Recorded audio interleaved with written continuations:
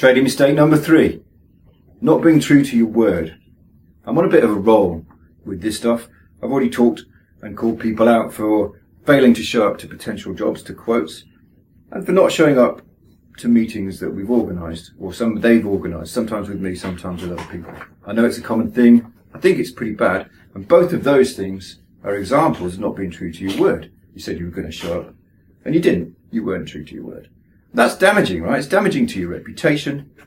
It's damaging to your opportunity to win that job, or meet that prospect, or get business coaching, or close a deal, right? It's damaging to you. And it's damaging to your reputation out there in your market, right? And word gets out, and it's not a good thing to be known as the person who doesn't show up. And this is common behaviour, right? Almost everyone does this from time to time. It's common human behaviour. And the reason it's common, the reason we do it, we all do it, right? The reason people do it is because we want to avoid some social discomfort. And the social discomfort comes from saying no up front when we're confronted with this opportunity. So what happens is, somebody says, will you come and do a quote? You know it sounds like a shit job, or it's possible that you're busy, you're on site, swinging a hammer, doing some paid work, and it's inconvenient to stop the job and go and do the quote that you might not win, or it's only small, or whatever, right? So you trade it off and you do the work and you don't bother going. Or you don't want the job in the first place, but you say, yes, I'll come, and then you don't bother going. Right? And what happens is, you didn't really want the job, you didn't really want to go, but to avoid saying, no, I'm not coming, that's not the kind of work I want, which feels a bit uncomfortable, you might get accused of being an arsehole, you say yes, and then later in the piece you kind of change your mind, or you don't go. And what you've done is, you've saved the discomfort for later, and you've pissed somebody off as well, and done this damage to your reputation. So you shouldn't do it, right? You should say, no, that's not the kind of business that suits my business. I won't quote. I'll introduce you to this guy, and that suits their business. Or you should say, shit, I'm stuck on the site. I'll ring up and tell them, hey, I'm going to be late, or hey, I'll have to reschedule. Right? And a lot of people don't do that because it's a bit challenging. You're going to annoy somebody, right? But you should.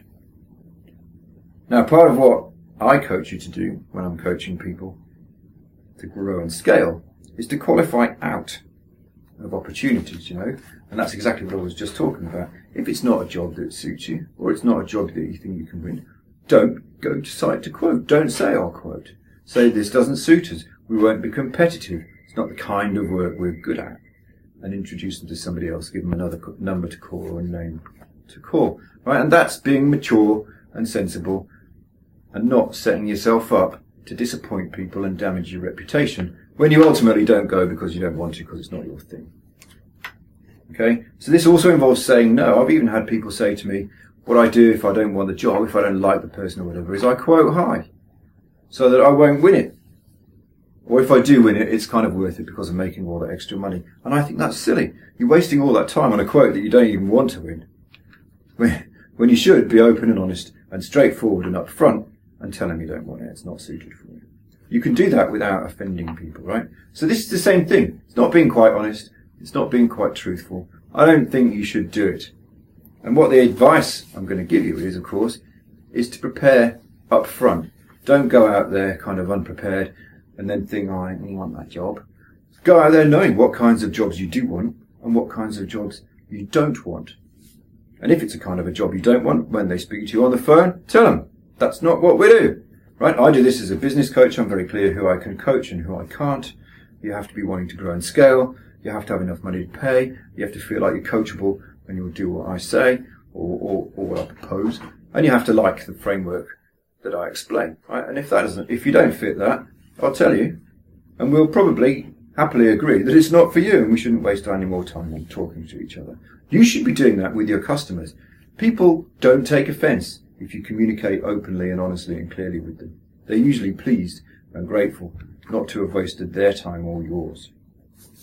So set your rules, get clear with yourself first, prepare what you say, know what you're going to say, and then you find it's much easier to say it when you're confronted with these situations.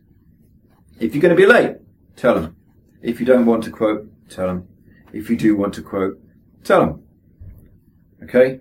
If you want me to help you, you want me to help you script some of this stuff, you want me to help you define what business you do, you know what to do. Book a 10-minute chat with me. We'll talk about whether coaching is the right thing for you, and we'll go into a strategy session if it is. If you're not ready for that yet, maybe come to the next Tools Down workshop. That's 2 days of me explaining my framework and the structures that I hope you put in place.